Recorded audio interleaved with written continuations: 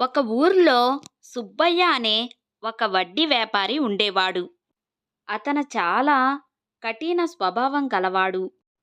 తన దగ్గరికి అవసరం కోసం వచ్చిన పేదవాళ్ళకి ఎక్కువ వడ్డీకి డబ్బులు అప్పుగా ఇచ్చి తిరిగి చెల్లించకపోతే వాళ్ళ దగ్గర వాళ్ళ పొలం, ఇల్లు, విలువైన వస్తువులు తీసుకునేవాడు. సుబ్బయ్య గారు, నాకు ఇంక ఒక్క నెల టైము ఇవ్వండి. ఖచ్చితంగా మీ డబ్బులు నేను తిరిగి ఇచ్చేస్తాను. గత సంవత్సరం వర్షాలు సరిగ్గా పడక, పంట సరిగ్గా పండక మీ డబ్బులు నేను ఇవ్వలేకపోయాను. కానీ ఈసారి వర్షం బాగా పడి, పంట కూడా బాగా పండింది. అందుకని నాకు ఒక్క నెల టైం ఇవ్వండి చాలు. నాకు నీ కథలేమీ అవసరం లేదు. పోయినసారి కూడా ఇలాగే చెప్పావు. అందుకనే నీ మాటలు నేను నమ్మను. అందుకే నీకు కేవలం ఒక్కరోజు సమయం మాత్రమే ఇస్తున్నాను. రేపు గనక నాకు నీ దగ్గర నుండి డబ్బులు రాకపోతే నీ పొలం నేను తీసుకుంటాను. అయ్యా, మా మీద కొంచెం దయ చూపండి. దయ్యతో వ్యాపారం నడవదు. అందుకే రేపటికంతా నా డబ్బులు నాకు కావలసిందే. ఆ ఊరికి దగ్గర్లో ఉన్న ఒక గ్రామంలో రాఘవ అనే ఒక దొంగ ఉన్నాడు.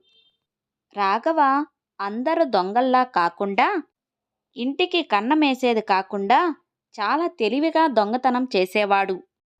ఏదైనా పథకం ప్రకారం ఒక ఊరు వెళ్ళడం, అక్కడ బాగా డబ్బులున్న వాళ్ళు ఎవరో ఆరా తీయడం, వారి దగ్గర తెలివిగా దోచుకోవడం రాఘవయ్య చేసేవాడు.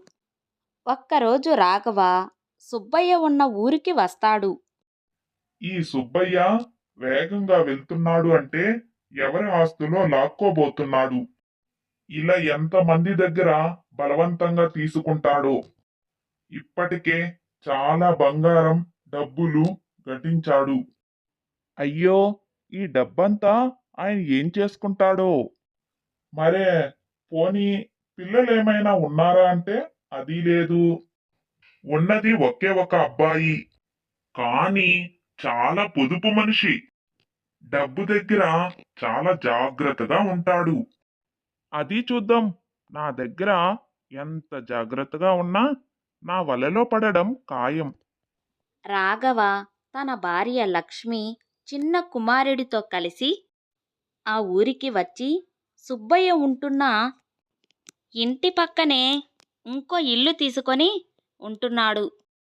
ఎవ్వరికీ అనుమానం రాకుండా మంచి మనిషిలా నటించడం మొదలుపెట్టాడు. నువ్వు మా ఊరు మనిషిలా అనిపించడం లేదు. ఎవరు నువ్వు? ఏ ఊరు నుండి వచ్చావు? నా పేరు రాఘవ. ఈ చుట్టుపక్కన ఉన్న గ్రామం నుంచి వచ్చాను.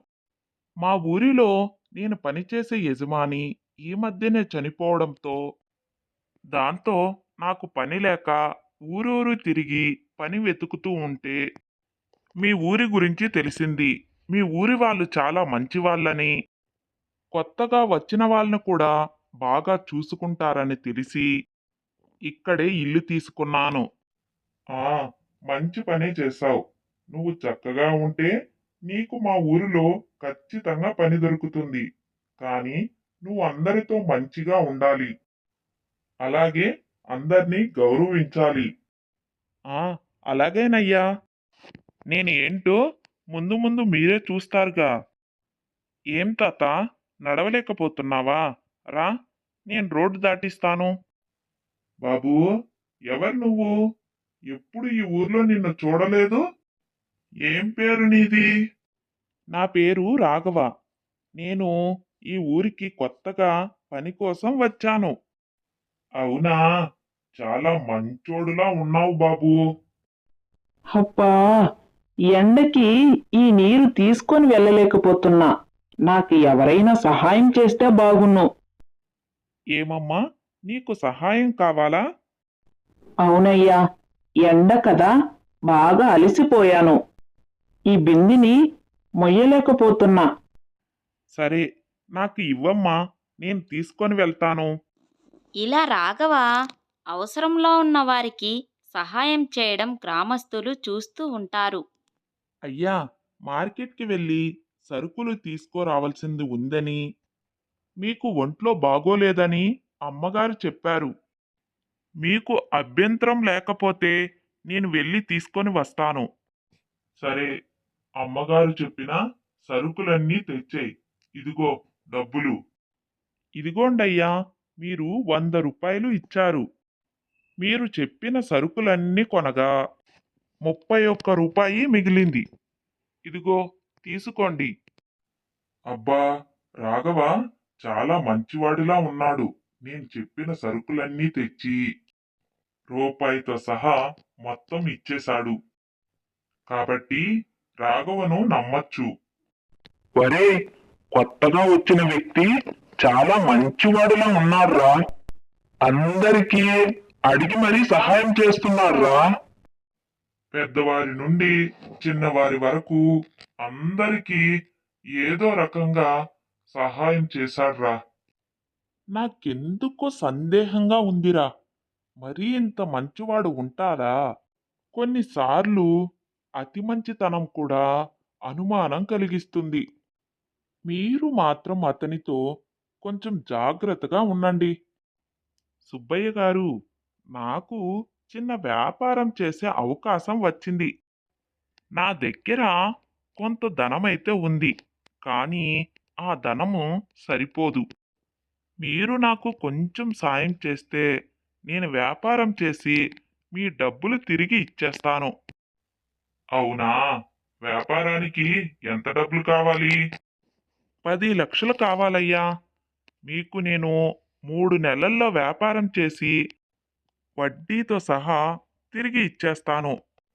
10 లక్షలా? ఇది చాలా ఎక్కువ. ఇంత డబ్బు నేను ఎవ్వరికీ కూడా ఇవ్వలేదు. నాకు తెలుసయ్యా, నేనడిగితే మీరు కాదనరు అనే నమ్మకంతోనే మిమ్మల్ని అడిగానయ్యా. సరే, నీ మీదైతే నాకు నమ్మకం ఉంది. వీలైనంత త్వరగా డబ్బులు తిరిగి ఇచ్చేయి.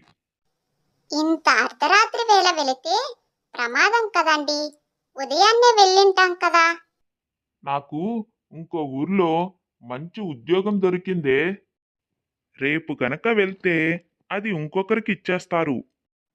అందుకే వెళ్తున్నాం. నువ్వు మాట్లాడకుండా నాతోరా. ఇంతవరకు ఈ ఇంట్లో ఎవరూ కనపడలేదు.